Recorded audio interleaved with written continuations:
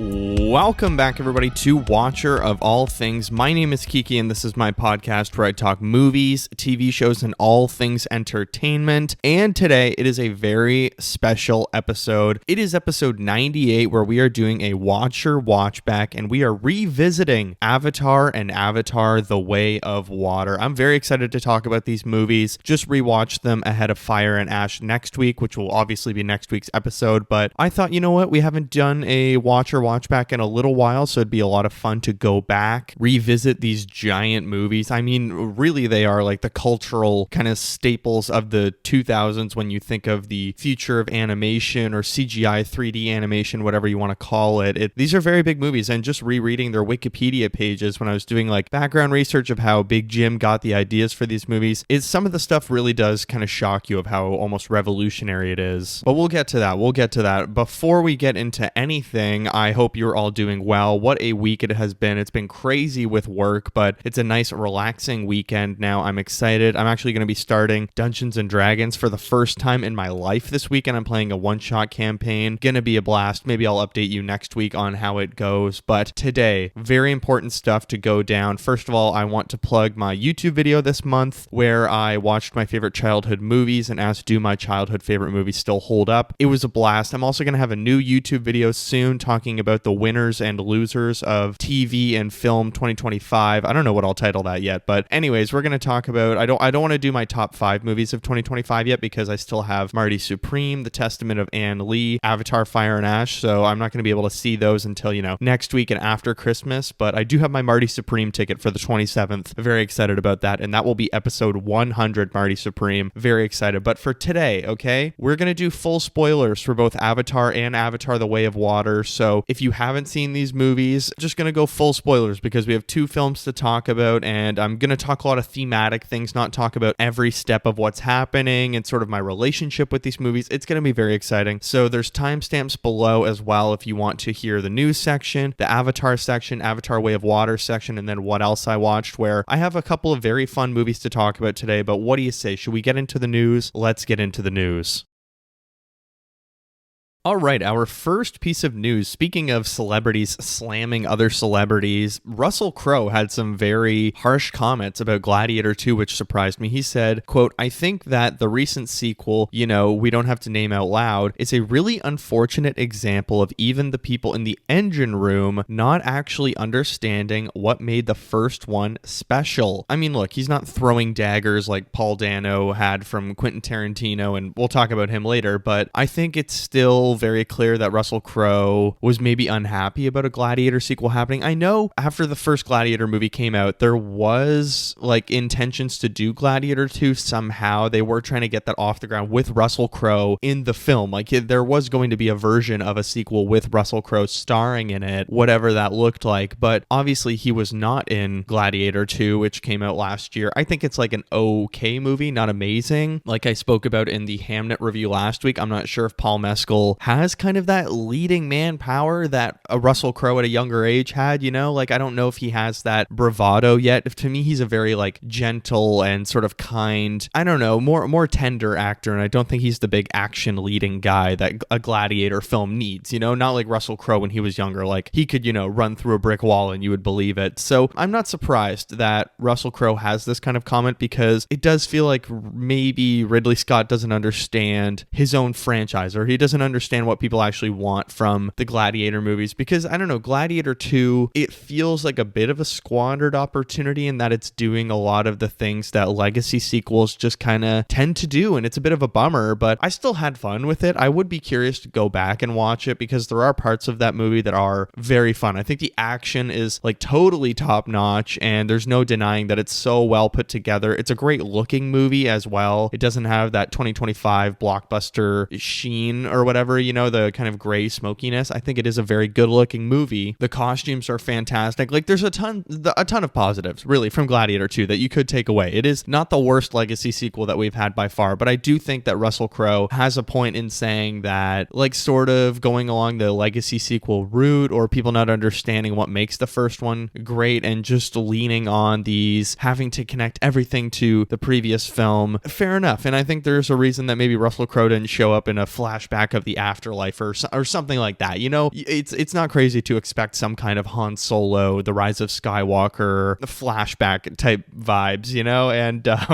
oh my God, I have not watched The Rise of Skywalker in forever. I would be shocked to go back and revisit it, but I think I might watch a couple of, you know, Star Wars movies this holidays, and The Rise of Skywalker is one of them, and maybe I'll watch Gladiator 2, because I think Gladiator 2 maybe deserves a revisit. Speaking of Star Wars, okay, just last night we had a couple of Star Wars games announced. I don't have this in my news section, but I'm going to talk about it anyways. We have The Fate of the Old Republic, which looks like an amazing Star Wars game, and then we have a new like pod racing game, which looks very fun. So I'm hoping those are great. I'm hoping they actually come out in 2026. One thing I have learned in the last few years is just because they announce a date for a video game, GTA 6 and Captain America Hydra or whatever it is, just because they announce a year for a video game doesn't mean it's even coming in the same decade. So we'll see. But anyways, back to Gladiator 2. Russell Crowe, fully entitled to his opinion, because he is a major reason that first one really works. I think the story is not that great in the first Gladiator movie, and there's a lot of it that really drags out, but there is no denying Russell Crowe is absolutely insanely, no doubt in my mind, bonkers, one of his best performances ever in Gladiator. He is so good as Maximus. Like, oh my God, I had never fully watched that movie. It's, again, one of those movies where growing up, especially, I was born in 2000, and Gladiator is from, you know, the year I was born, so I was very much grown up in the aftermath of the Gladiator world, kind of, and it was a huge part of my childhood, a lot like Avatar, where everyone talks about, oh, well, what's one of the biggest movies for you? Oh, well, Gladiator classic, you know, and Russell Crowe is genuinely giving like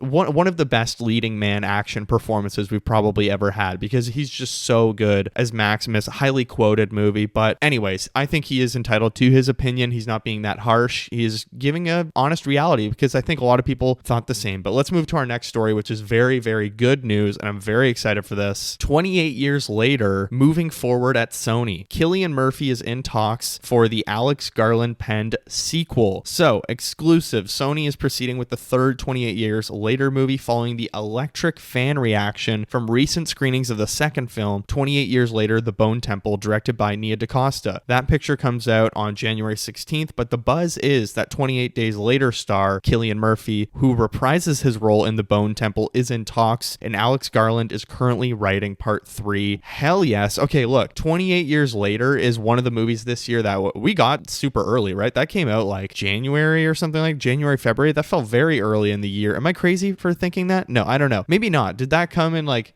summertime? It's, who knows? There's no way to look it up. It's not like the internet exists. I don't know why I'm bothering you with it, but it's one of the movies that all year I have been saying I need to revisit, because I really liked it on the first watch, and I really liked it in talking about it in my episode. I think it came out in the summer or the spring. Anyways, okay, I'll get off of that, but it's one of those movies that all year I've been like, oh, I really want to revisit that, because I've thought about it a lot. And I think maybe some of my initial shock reaction was like, this movie's really subverting expectations by not going for the full zombie action blockbuster, but it's something a lot more personal and intimate that I'm not going to spoil what it is, obviously. Go listen to my episode if you want to hear me talk about 28 Years Later. I think it's like episode 75 or around there, but this is very exciting, because Danny Boyle, he's put a lot of work into these movies, and I'm very excited that Nia DaCosta has apparently made a banger sequel that's going to be very good. I saw her movie Hedda at TIFF. I didn't love it, but it's very clear that she has the sauce as a director. The Marvels, you know, she was kind of burned by Marvel Studios doing that movie. So I'm very excited for her to maybe get a franchise opportunity like 28 Years Later, or the 28 franchise. What are we calling it? 28 Days Later franchise. I'm very excited that she is going to get this opportunity to walk into a big franchise, and has potentially delivered a crazy installment that people are going to love. And it might open the door for her as well to get more funding for her own projects, but also enter into some cool worlds of franchise or the IP world and not get burned by major studios. So I think also this has been greenlit for a while, or at least they're just announcing it now that the public reaction was really good to The Bone Temple, and they're confident. You know, I think they were before with Alex Garland. Like 28 Years Later, which came out this year, did well financially. I think it made back, you know, double its budget. It probably just broke even. And The Bone Temple is coming out in January, which is really strange, because that's kind of, you know, the cemetery for bad movies to go and die. We got Wolfman in January or whatever, or your Catch catching up on the 2025 movies. But the fact that they're putting this out so soon, it seems like they have a lot of confidence in it. Some people I follow did go to the fan screenings, and really good reactions, like really, really good reactions. People saying it's, an amazing sequel that raises the stakes. It's pretty gnarly is what I've heard. So this is amazing news. I'm very excited. I think Sony has been hiding it kind of up its sleeve for a little while, or up their sleeve for a little while. They were just waiting for early reactions to the Bone Temple to get people excited, start to generate some excitement that, Cillian Murphy's coming back as well. So go and see the Bone Temple, watch 28 Years Later. Also, Jack O'Connell, who is in Sinners, he plays the Jimmy Savile character or whatever, and he's a huge part of the Bone Temple. So I'm pumped to see all this stuff. I'm so on board with this. I had never seen any of the 28 Years or 28 Days or 28 Weeks Later films, and rewatching them this year, or watching them for the first time this year, that first movie, 28 Days Later, blew my mind. I was like, holy shit, this is amazing. It feels so classic, like TVO, British, BBC, what I grew up watching and how it looks and feels. So I loved it. I'm very in love with this franchise. Even 28 Weeks Later, I thought was a lot of fun. So this is very good news to me. This is one of the best,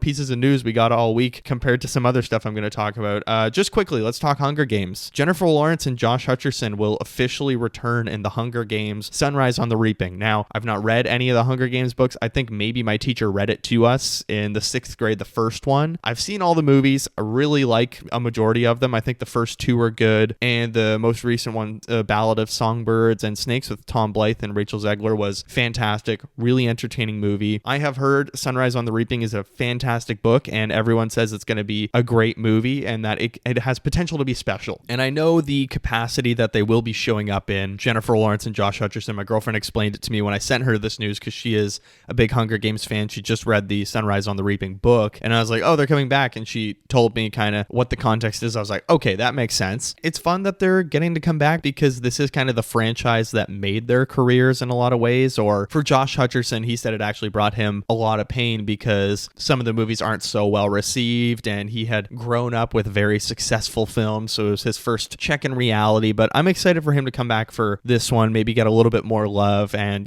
people love Josh Hutcherson. He's a good dude. Jennifer Lawrence, one of the best actresses working right now. I'm so happy she got a Golden Globes nomination for Die My Love, because just an insane performance. I was looking at the Golden Globes nomination. I did a video for my social media as well. The best actress and best supporting actress nominations, there is some insane competition. Specifically, I would say for the leading roles of both actors and actresses, because holy shit, I don't know how they're going to pick 5 for the Oscars. There's some bonkers performances this year, whether it's Rose Byrne, Tiana Taylor, Chase Infinity, Jessie Buckley, who is probably the front runner for me right now. I think she is in the lead from Hamnet, or at least a lot of people have her flagged as the clear winner right now. We still have Amanda Seyfried for The Testament of Anne Lee, which comes out Christmas Day. Jennifer Lawrence, Die My Love. There's so many great performances this year that I'm really curious how it's all going to go down.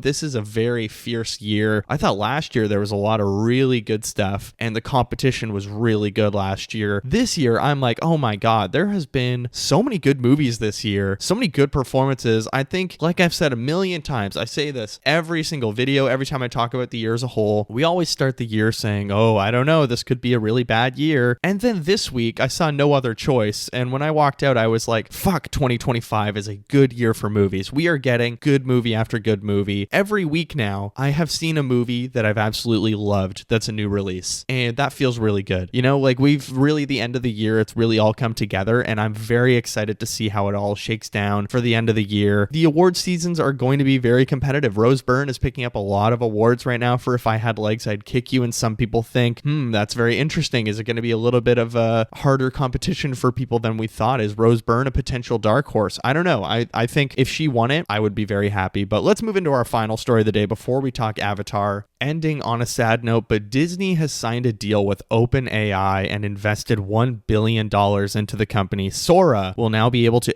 generate AI videos based on animated, masked, or creature characters from Disney, Marvel, Pixar, and Star Wars. Curated selections of AI-generated videos will be released on Disney+.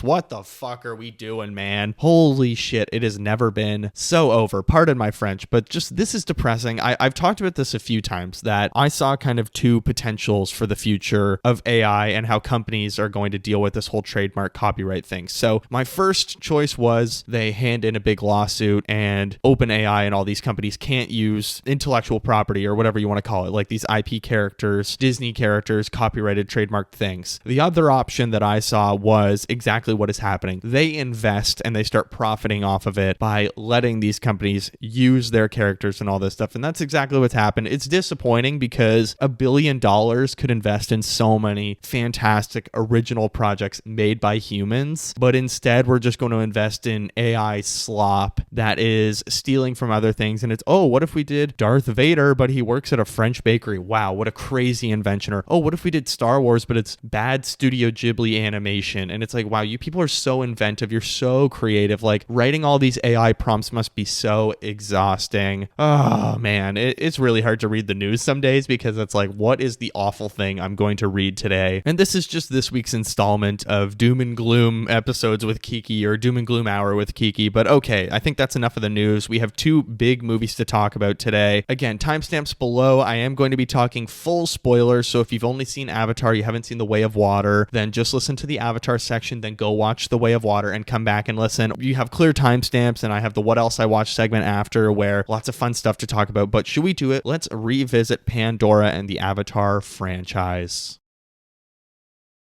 Avatar is a 2009 sci-fi action film coming in at 2 hours, 42 minutes, a brisk 2 hours, 42 minutes in comparison to the rest of the franchise. It is directed and written by James Cameron on a budget of $237 million. Yes, you heard that right. Reviews are mostly positive. It got a 7.9 on IMDb, 81% on Rotten Tomatoes with an 82% audience score, 3.7 average rating on Letterboxd with a 4-star mode, so it's pretty widely regarded as a solid, I would say, crowd-pleasing film. The synopsis for Avatar. In the 22nd century, a paraplegic marine is dispatched to the moon Pandora on a unique mission, but becomes torn between following orders and protecting an alien civilization. The film stars Sam Worthington as Jake Sully, Zoe Saldana as Neytiri, Sigourney Weaver as Dr. Grace Augustine, Stephen Lang as Colonel Miles Quaritch, Michelle Rodriguez as Trudy Chacon,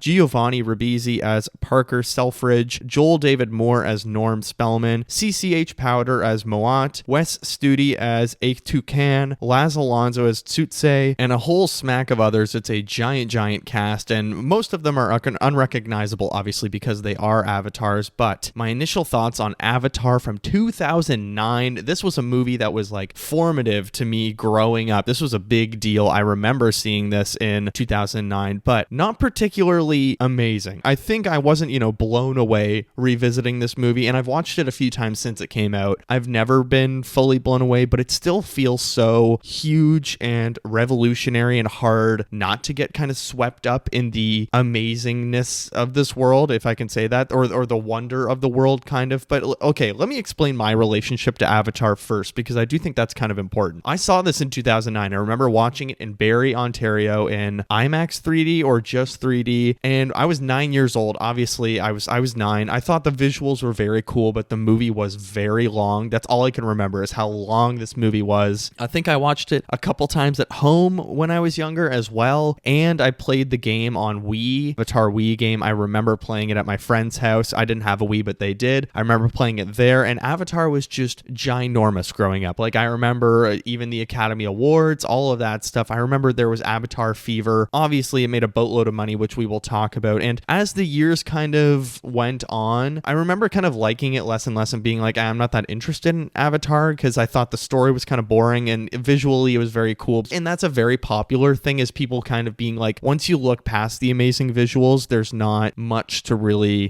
gather in some ways.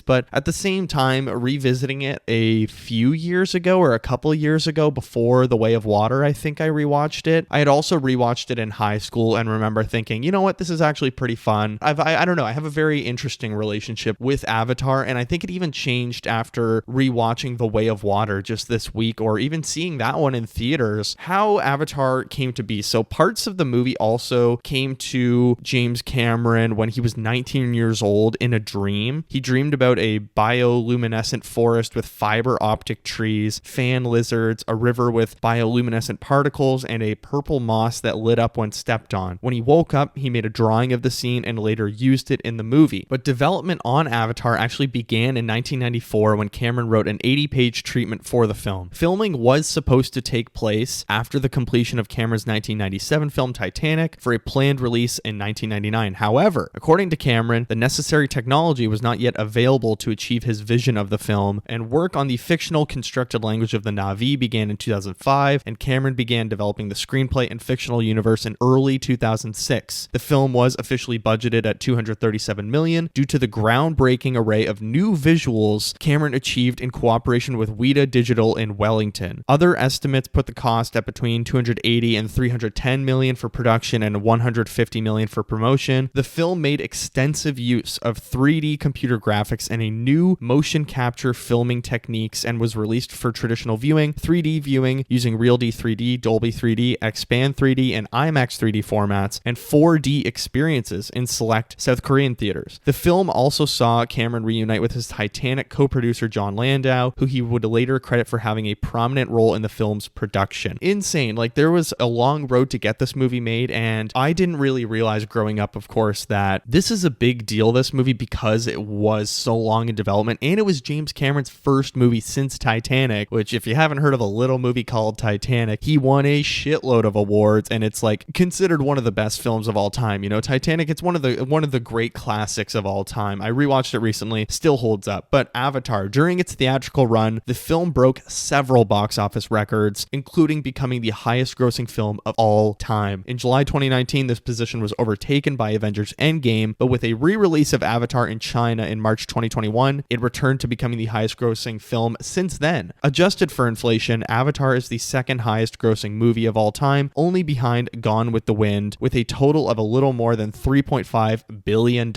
It also became the first film to gross more than $2 billion and the best-selling video title of 2010 in the United States. So just absolutely insane. Like, there was Avatar mania. Even now, it's still giant. You know, people always list Avatar as a greatly inspirational film to them, and it's very exciting to talk about movies like this because they are so influential. And even growing up, like in 2009, I remember when we saw this, it did feel like a big deal to be part of this kind of cultural moment, and it was really cool to be a part of. But okay, enough about kind of the cultural phenomenon and giving you the background. Let's actually talk about Avatar itself, starting with the performances. Of course, Sam Worthington as Jake Sully. Look, I think he's a little bit stiff and his accent slips a lot. I think, is he Australian or from New Zealand? I apologize to any Kiwi listeners or any Aussies, but his accent slips up a lot. But look, he's a perfectly fine lead. I think a lot of people aren't really coming to these movies for the performances. In fact, I think it's a lot of the, like I said, the cultural element, the bigger kind of technological aspect. Zoe Saldana as Neytiri, I think she's supremely underwritten in both of these films. Stephen Long is,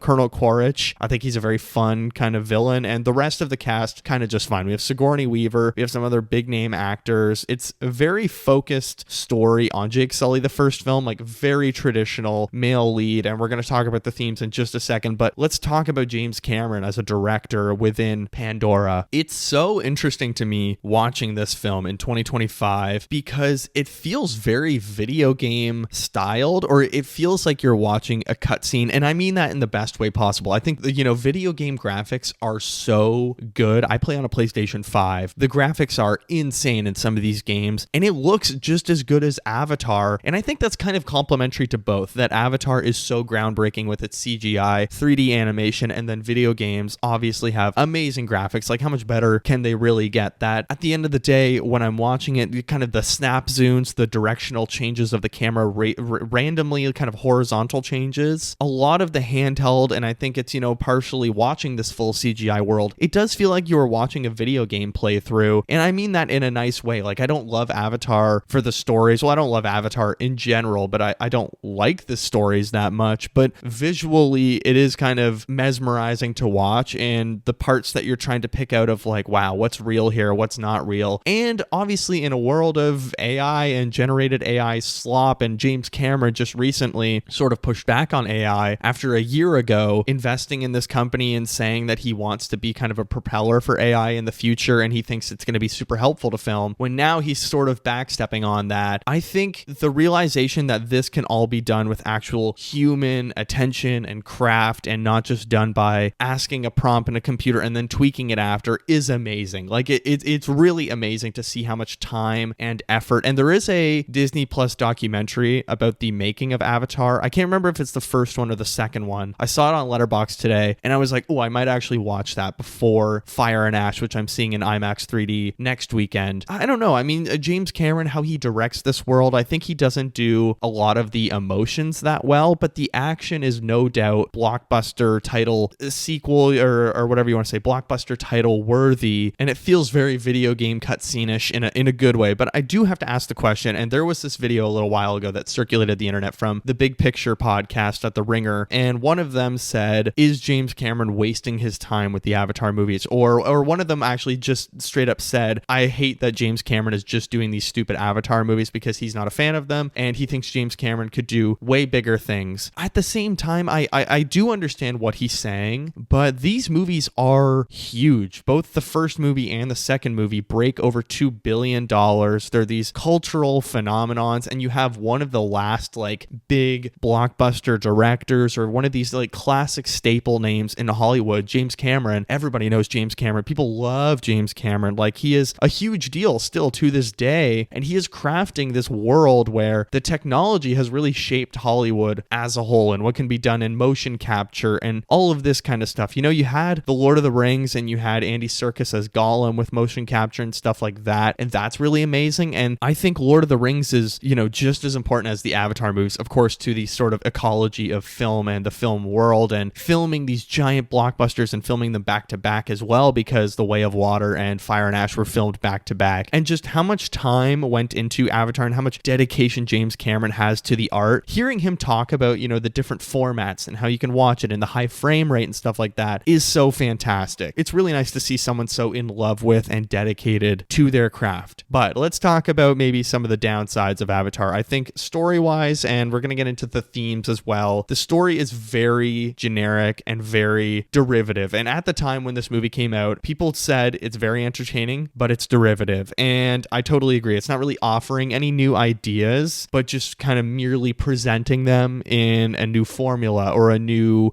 format, really, with this, you know, blue people running around, and it's sort of a space colonial story, like a Star Wars almost. Avatar is really just white man saves indigenous population, becomes one of them, dances with wolves. I know that's not an original take, but I remember we actually watched in a history class Dances with Wolves and Avatar back to back. Both of them are like extremely long movies. I don't mind a long movie, but you know, in school you only have an hour every day of class or whatever, or however long it is, 75 minutes. So it took multiple days to watch both movies, and it was very funny. But this is kind of a lot of ideas that it feels like James Cameron's pulling from not just his own movies, but like random movies all around. One of them being the whole like cryo sleep and military space exploration feels very Aliens to me, and White Man Saves Indigenous, as I said, Dances with Wolves, all of those kind of movies where there's this man that, you know, is sent from the military or whatever, and then he actually falls in love with the local population, and he's torn between those two worlds. It's not really bringing anything new to the table in those senses. This is a film just about colonialism and imperialism, plus ecology and the connection people can have to the planet, which I really love that element of the Avatar movies. I think that's maybe the biggest theme that I really take away, is this connection with the world around you and respecting everything around you, whether it's living, whether it's breathing, whether it's a plant, whether it's a human, just this overall respect of everyone as a community and everything, and seeing it as part of kind of a chain of events, and they all go together. The exploitation of resources and local populations, of course, that's a huge part of the first Avatar film, because the Tree of Life, or whatever it's called, there's the huge resource underneath that Paul Ribisi's character, the businessman, wants to exploit, and it's very familiar things. You know, people in the sort of settler times or colonial times, they wanted furs, they wanted oil, they wanted blah, blah, blah, whatever it is. We still have that today with, you know, the US seizing Venezuelan oil tankers or whatever it is. And obviously that's still a theme that's very rich now, and we're having more open discussions about colonialism, especially in Canada, how it went down. We talk about the residential school system and the treatment of the populations that were here before us and who are the rightful owners of this land. And Avatar, watching these films, it's interesting to see a lot of the sort of indigenous themes and indigenous inspiration, I would say, from Jim Cameron, who is Canadian. He's from Sudbury, Ontario, I believe, which is about an hour hour away or 45 minutes away from where I went to university. Big deal up north. But this is a film exploring all of those familiar themes and sort of, I always have really appreciated the environmental aspects. And that's actually why we talked about these films in my history classes, was because of the whole indigenous element of this film. The script of Avatar is a very mixed bag. And obviously I've already talked about the story, that it's not really bringing anything new, but I think the dialogue in these movies, Avatar specifically, is atrocious. We're going to talk about The Way of Water after, but like, I think it's so kind of generic, it's heavy-handed, it's very two-dimensional, unnuanced, and the character of Neytiri is kind of the embodiment of that. I think she takes a really huge and a really disappointing backseat in a lot of these films, even if she is kind of the hero of the first film and she does a lot of the saving. She has the big final kill at the end of the film, but I still felt like everyone is kind of stuck to stereotypes, and these movies feel very stereotypical, or at least Avatar is. I want to stick to Avatar before we get to The Way of Water, and the dialogue is just really rough. Like, it's really bad. It feels very old man writing young people, or old man who doesn't know people very. It feels very Star Wars prequel-ish. You know, George Lucas, God bless him, he's great at doing action and these big blockbuster space opera things, but he's not good at writing human emotion. He's not good at writing actual conversations of how people might talk. And I think James Cameron kind of struggles the same a little bit. And we're going to talk more about George Lucas maybe in The Way of Water, because I do have some thoughts. But, you know, there's a lot of story beats that I really love about this movie, but they're constantly kind of weighed down by the dialogue and how rough the delivery is, or just kind of like, oh God, okay, it feels like we're doing a stereotypical 80s action film or something like that. But there's also not just dialogue wise, but a lot of story beats that I think,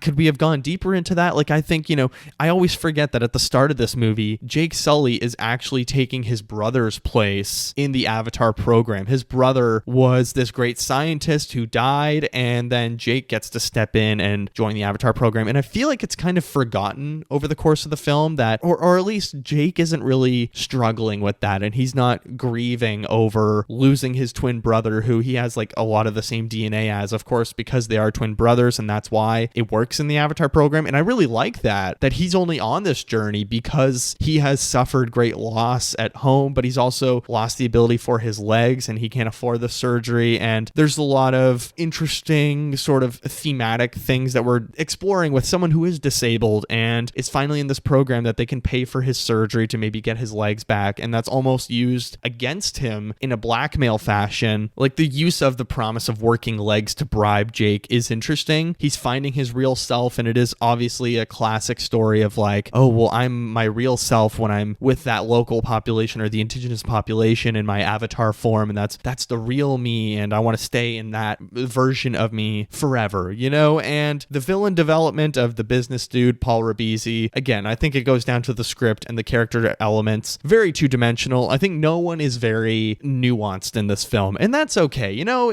I think for me, the Avatar films are way more about the big blockbuster stakes, the 3D format and experience. This is the only time I will tolerate 3D, and we'll get to 3D in a moment. But for me, it's not really coming to the Avatar films for the character or the story elements. Some people maybe say that about Mission Impossible, but I think a lot of the Mission Impossible films actually have a very interesting story, like Fallout, Rogue Nation. They actually have, you know, captivating scripts that are good stories with great themes developing and character development. Whereas the Avatar films vary by the numbers, straightforward, and that's okay, because honestly, I'm so in love with the visuals and the world that we're getting to live in that I'm very forgiving of it. But the 3D boom following Avatar and leading up to it is very interesting to sort of explore the wave of 3D, and they tried to push 3D televisions at home, and oh, the world was going to be in 3D, duh. And there was Spy Kids 3D when I was a kid, and that was a huge deal, and I think that came out even before Avatar, but Avatar was kind of this huge moment for 3D technology and what movies could be after. We had, you know, Avatar The Last Airbender in 3D, or Kung Fu Panda 3D, Piranha 3D, all these, whatever it was, all these movies in 3D that they were really pushing, that you have to see this in 3D because it's going to change your life. That's the proper way to see the film. But I feel like 3D is kind of dead now, and it's more of a, if it's good for this movie and the director or the filmmakers really suggest seeing it, see it in that format. Last year I saw Wicked Part 1 in 3D and I fucking hated it, and you know, it made the visuals even worse of what was already a ghastly looking movie. But then, you know, you have Avatar The Way of Water. I saw that in 3D and I was like, there is maybe a place for this format in Hollywood, in filmmaking, not just Hollywood. But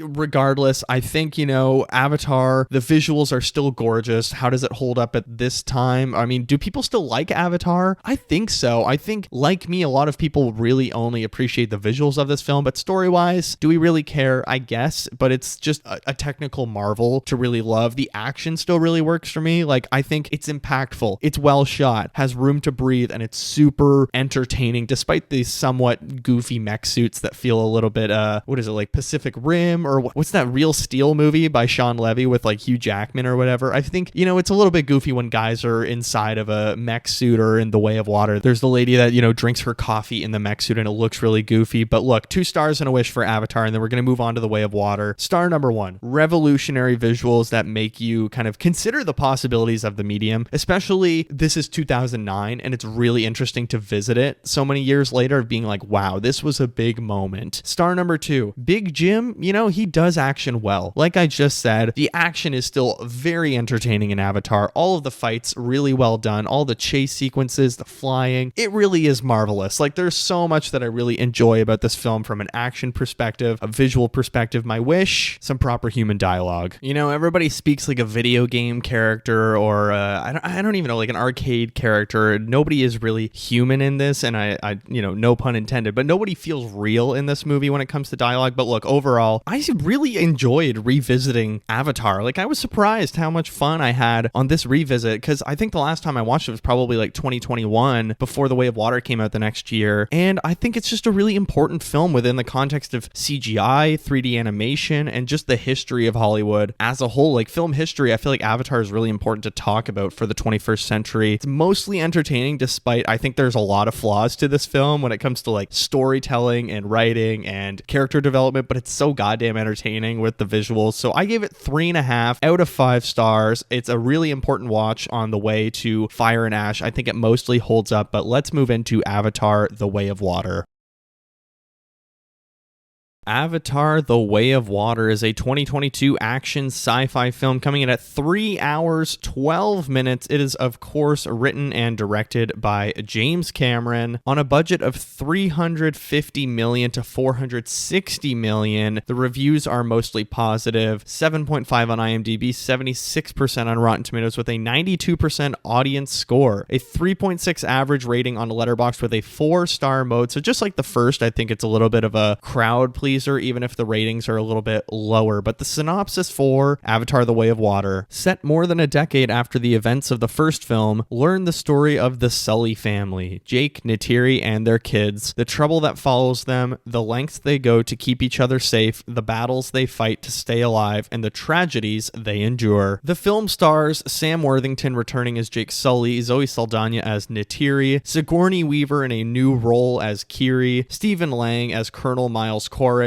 Kate Winslet as Ronald, Cliff Curtis as Tonowari, Joel David Moore as Norm Spellman, CCH Pounder as Moat, Edie Falco as General Francis Ardmore, Jermaine Clement as Dr. Ian Jarvin, Giovanni Ribisi as Parker Selfridge, Britton Dalton as Loak, Jamie Flatters as Natayam, Trinity Jolie Bliss as Tuk, Jack Champion as Spider. Alrighty, my initial thoughts on Avatar: The Way of Water, revisiting it after 3 years. I actually had a lot of fun with this. Even at home, I mean, not immersed in a full 3D IMAX viewing in the theater, I thought Avatar: The Way of Water was really fun, and I was super into it on a rewatch. It's interesting how this came to be, because James Cameron, way back in 2006, had already announced sequels to Avatar if they were successful, and he announced the first 2 sequels in 2010 following the widespread success of the first film, with the first sequel aiming for a 2014 release. However, the addition of 2 more sequels for a total of 5 Avatar films, and the necessity to develop new technology to film performance capture scenes underwater, a feat never accomplished before, led to significant delays to allow the crew more time to work on the writing, pre-production, and visual effects. The filming process, which occurred simultaneously with Avatar: Fire and Ash, began in Manhattan Beach, California in 2017. The filming location moved to Wellington on September 25th, 2027, which ended late September 2020 after 3 years years of shooting. With an estimated budget of $350 to $460 million, the film is the most expensive film ever made. Such a long road to get to Avatar: The Way of Water, like 15 years almost, or is it 15 years? 19, yeah, about 15 years, but just absolutely insane. Again, how much work goes into these movies is wild. So let's talk about the performances super quick. Sam Worthington returning as Jake Sully. I like the different role he has in this film, where he has more of a coach slash father type involvement in the story rather than being the main hero. Then we have Zoe Saldana as Neytiri, who I think is sidelined even harder in this movie. She is almost non-existent in this film. Sigourney Weaver as Kiri, very difficult because Sigourney Weaver's character is a reinvention. She's like an offspring child of her Dr. Grace from the first film. So she is an Avatar offspring, and it's Sigourney Weaver voicing a teenager, and it's very hard to suspend the disbelief. Like the entire movie, you're very aware that this is a 70-something-year-old woman, 60-something-year-old woman playing a 15-year-old or whatever, and it's really rough. I think that's one of the major flaws of this film is the casting choice of Sigourney Weaver as Kiri. But we have Stephen Lang returning as Colonel Miles Quaritch. I think he's a lot of fun in the sequel, especially with the reinvention of the bad guys in this movie also being avatars. I mean, the supporting cast in general, I think a bit of a mixed bag in combination with the writing, but the directing, Big Jim knows how to push the story deeper. He knows how to bring more action, and I think he's doing a lot better in this movie than the original Avatar. I found this one to be way more dynamic, heartfelt. I think the underwater features really bring something alive in this franchise, and it really works for me. Again, very video gamey and very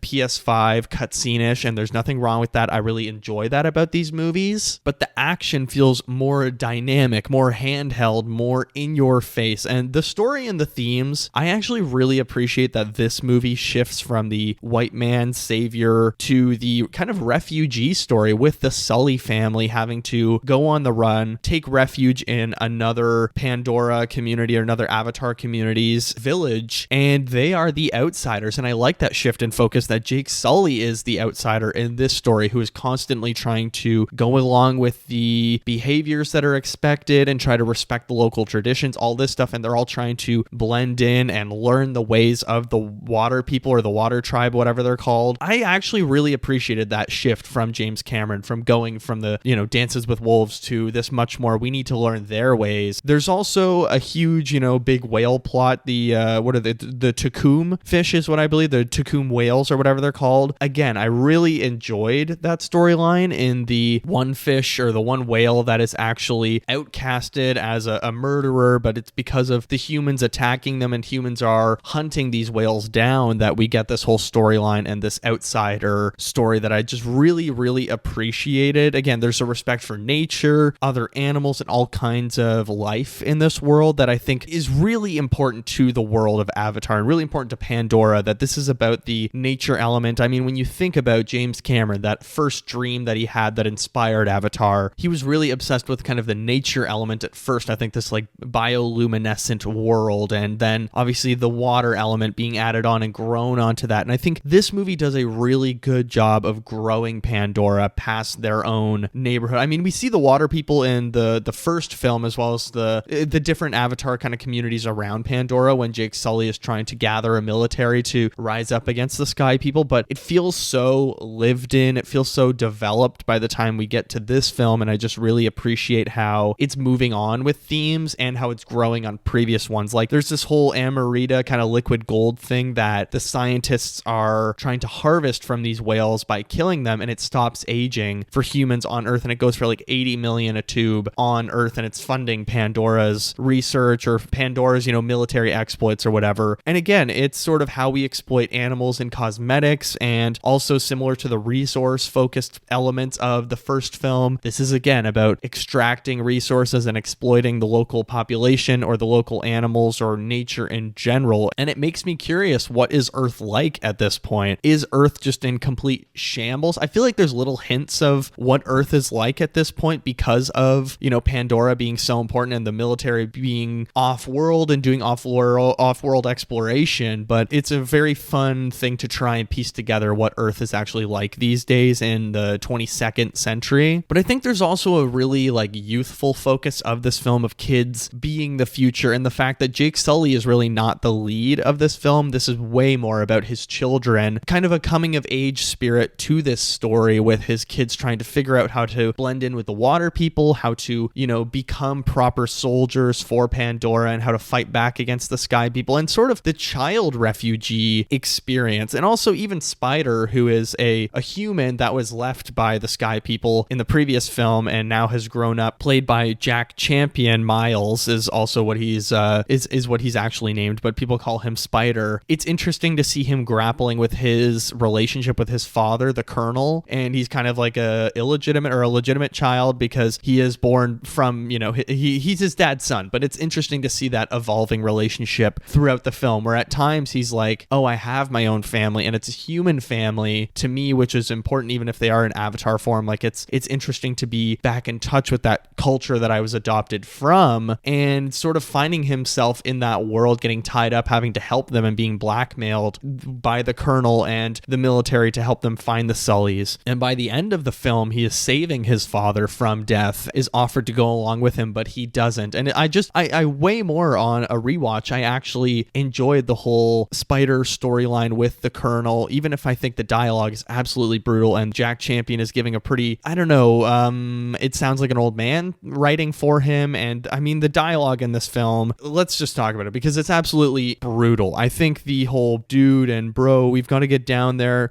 Jim, what are you writing, man? It's really bad that he thinks, teenagers just say bro and dude every single sentence, and it just doesn't sound natural in this film. I know in New Zealand, bro is a very common thing to say at the start of a sentence, I guess, and, to a way to address your friends that are guys. But in this film, it sounds so unnatural, and he's trying to write the culture of, another world, or how these people all talk to each other. And there's some weird language inconsistencies or accent inconsistencies of how come Spider doesn't have an accent despite speaking the language of being, raised on this planet. But also one of Jake Sully's kids in the flashback at the end after he dies, his child does not have an accent when he's younger, but then when he grows up, he has his Na'vi accent. So I don't know, just the dialogue once again is kind of a very mixed bag. I would even say it's maybe a bit of a mess, and it's a really detrimental part of this film that I think every time you watch it, it's like, oh god, the dialogue is so hard to get past. But having said that, I still really like the kids leading the way, and this being such a youthful film, and the evolution of the technology. This film looks fantastic. It looks so good. Watching it at home in 4K. I watched it on Disney Plus because I don't have it in physical media. I only have the first one. I watched the first one on my Blu-ray, but I don't have the second one. So mesmerizing. It looks gorgeous. The visuals are bonkers. It feels like a step up from the first one. There were moments where characters, like the Avatar characters, would be in the sunlight, and it looks so real and tangible. But there are times when you're watching these movies and it's just so much of it feels CGI that you're like, what did they actually film, or what did they capture? And it almost feels like just straight up animation, where it's like, these aren't based on anyone. This is just an animated world that we're kind of watching. And I think there is, watching these movies back to back, it's a really smooth transition between. I like that the introduction of all the characters back into the story at the start of The Way of Water and sort of bringing us to the sequel. For me, it's really smooth. I think the first hour of this movie works really well because we are catching up with Jake Sully. He's explaining things. The narration doesn't feel too heavy-handed, although it kind of approaches that at times, as well as he has one line where he's talking about learning the Na'vi language, and he says, I got so good at it that it may as well be English, and the movie transitions to English from the Na'vi language. And just little stuff like that gives a really smooth landing, going from the first film to the second film 15 years later or whatever. And the updated tech, there's this whole other tech world, and this,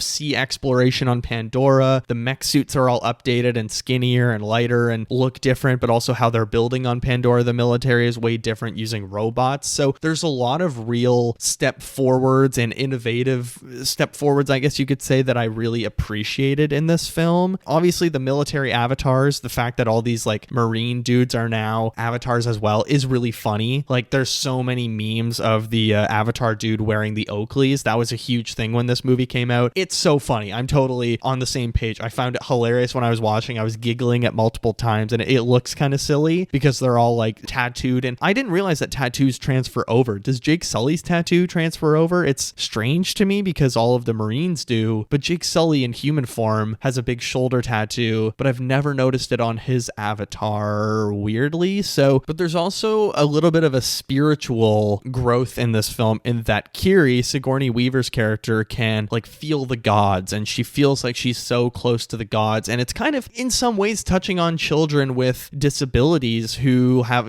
suffer from epilepsy. That's what Kiri has in this film, is she, every time she connects to the sort of their version of the Tree of Life, I guess, underwater, she suffers seizures. I think obviously the Sigourney Weaver performance doesn't really work as Kiri for me, but I appreciate the themes or the directions that they are taking her character in general. And now I do want to talk about just George Lucas quickly, because I feel like in so many moments throughout The Way of Water, the dialogue and the direction feels so Star Warsy. And I know George Lucas and James Cameron, like, they love each other. They came up from the same generation of filmmakers and blockbusters at the time. James Cameron is a huge Star Wars fan, so it makes sense that they have very similar sensibilities and they grew up on the same films or the same things that they were inspired by. And there are many moments in this movie where I'm like, wow, that action wise and that delivery, the scene set up here feels very Empire Strikes Back or A New Hope or Return of the Jedi, very original trilogy Star Wars. And I love that. Maybe that's some of the entertainment value for me, is because I love the OG Star Wars movies, and you really feel that here. And the last hour of this movie feels very like Empire Strikes Back or very Return of the Jedi, A New Hope, where it's like the Death Star chase and the sequence, the trench run, all that stuff. Which, let's just talk about the last hour of this movie, because I think it's like absolutely flawless blockbuster filmmaking. I think the last hour of The Way of Water is genuinely perfect. Not just the huge, like the big whale action adventure elements where the Takum are attacking the humans and the friend of Sully's son comes back to save them, but just the handheld knife fights, the escape from the sinking tanker or whatever it is. It's just mesmerizing. And the death of their son. Big Jim is not afraid to actually give real consequences and be like, this is what would happen. One of the children would lose their life, and they're fighting this grand war against a military population. There are very real risks and very real rewards at the same time. And they don't really, win in the end. They kind of do. Obviously, they get the military to leave, but they have to go on the run again. That's what Avatar Fire and Ash is leading into. And it does feel somewhat part one-ish. Avatar The Way of Water is a really good segue into another film of keeping the story going. Obviously, with the Colonel still living, there's a lot to be tied up. And the end of the film is really like, we have to be ready. But James Cameron is actually promising some stakes and delivering on them with setting up Jake Sully's kids being involved in these issues or this war overall and the fight back against the Sky People. And he's saying, this is dangerous. You guys have to realize the risk that you're taking, and you have to be smart about it because you're risking so much. And then his son dies in the end, and it's a very sad moment. I appreciate how this story really starts with action and promises all these huge stakes. Then we move into a much more nature, ecological focused story for like the second hour, and then the last hour back to the blockbuster, all of the payoff of everything it's setting up and promising more. So my 2 stars and a wish. Star number 1, somehow they elevated the visuals. I didn't think it's possible that 2009's Avatar could look better, but The Way of Water is genuinely phenomenal. The textures, fantastic. Star number 2, even better action than the first film. I think it's elevating a lot and promising a lot of bigger stakes and delivering on them. My wish, the writing really does just lack nuance in both of these films, but specifically The Way of Water, I think the dialogue is painful with these children. But look, overall, I had a surprisingly fun time revisiting Avatar The Way of Water on a rewatch. It's still very entertaining. When I saw this in the theater, I thought, you know what, entertaining, very long movie, but watching it a second time, it actually kind of flew by and I had a lot of fun. So I am giving Avatar The Way of Water 4 out of 5 stars. I think it's even better than Avatar 2009. I'm very excited for Avatar Fire and Ash. Check out my review next week when that comes out, but let's move into what else I watched.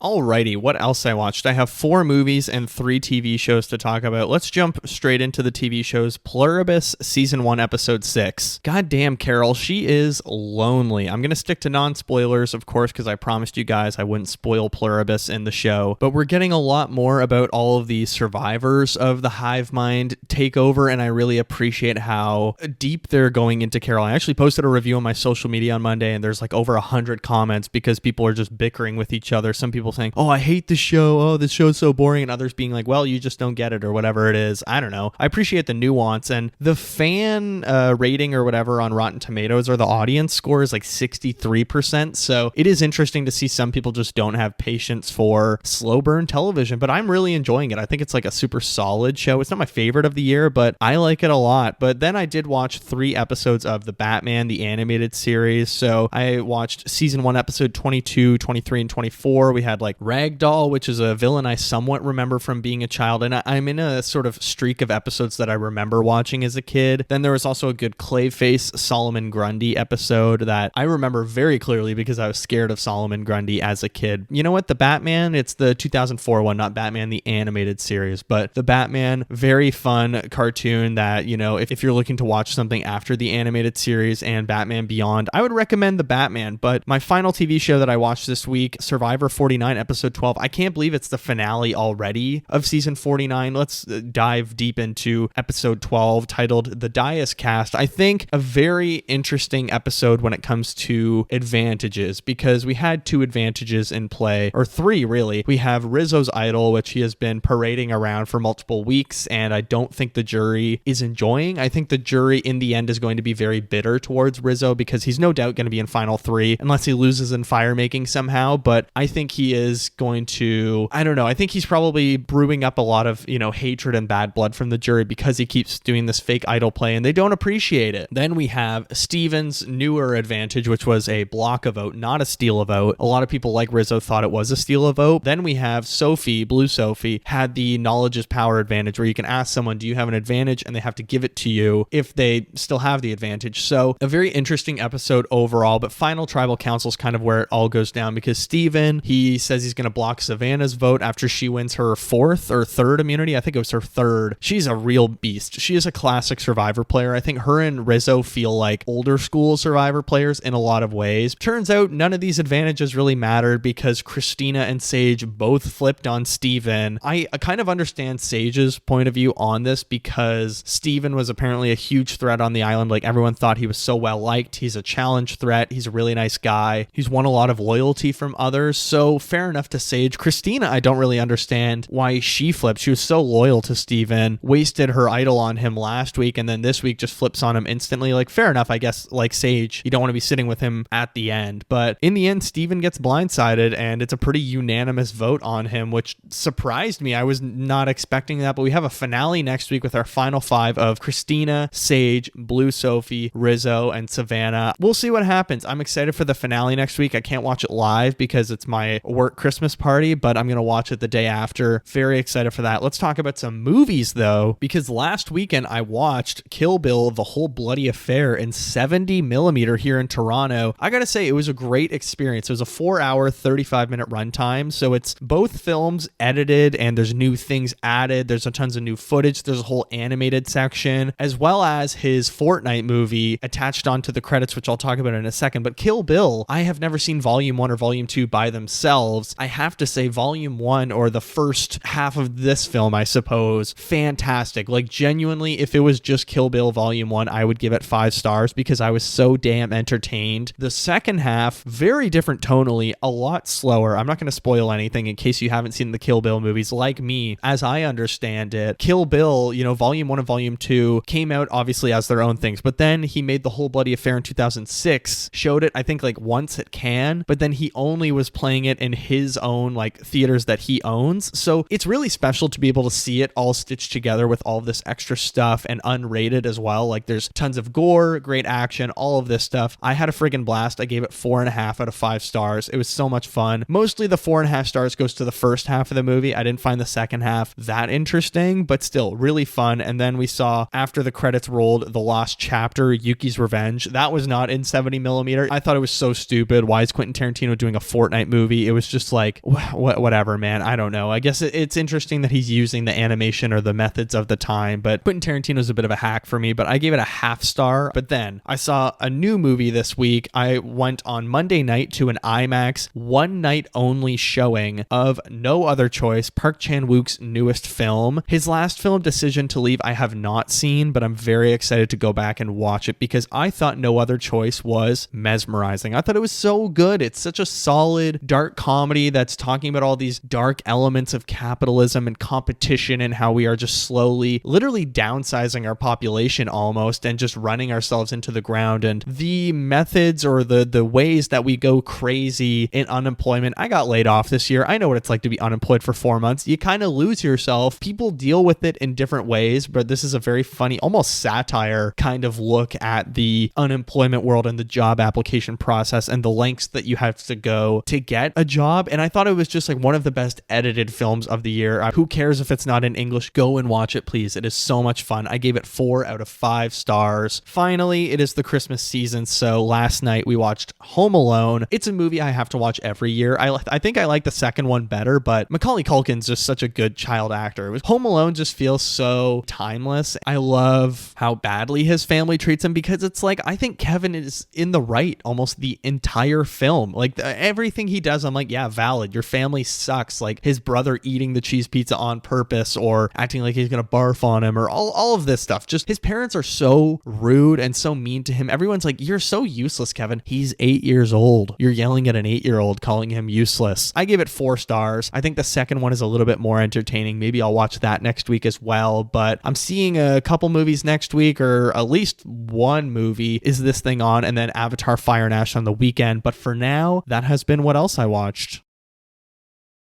And in fact, I think that's going to do it for episode 98, Watcher Watchback, Avatar and Avatar The Way of Water. That was really fun, going back and just chatting about these briefly. I think there's so much to be taken from these movies as, staples of the film industry. But let me know your thoughts on Avatar. Don't forget, as always, please rate and review the show 5 stars wherever you get your great podcasts like Watcher of All Things, whether it's Spotify, Apple Podcasts, Amazon Music, Acast. We are, of course, an Acast-produced show. You can leave a comment right underneath the episode on Spotify. What do you think of Avatar? What do you think of The Way of Water? What's your relationship to Avatar? I want to hear from you. If you're on the YouTube channel, hit like, subscribe, comment down below, all that good stuff. Are you excited for Avatar Fire and Ash? Do you mind the long run times? What do you think of the whole CGI world and sort of the technological exploration that we're getting through 3D? It's a lot of fun. So hit like, subscribe, rate and review on all of the platforms. If you want to get in touch with me, you can email the show, watcherofallthings@gmail.com, and find me on social media. Instagram and Threads are just at Watcher of All Things, and the TikTok account is at watcher.of.all.things. I post on social media every single day. There's videos, memes, whatever I'm making. I just do fun stuff on social media every day. Check all that stuff. It is linked below, as well as my personal Letterboxd account, KikiJ70. That's KIKIJ70. You can see all my reviews a little bit early or see what else I'm watching and all that fun stuff. Follow me on there. Drop a comment under one of my reviews that you found me through the show, and I will follow you back. Let's build a little community. Next week, as I said, episode 99, Avatar Fire and Ash. I am very excited to see it. I'm seeing it in IMAX 3D on Saturday. It's going to be a very good time. But for now, thank you all so much for listening and for the love I get every week. I love hearing from you guys. What are you watching? Do you agree with me? Do you disagree with me? Whatever it might be. But for now, take care of yourselves, and I will see you in the next one.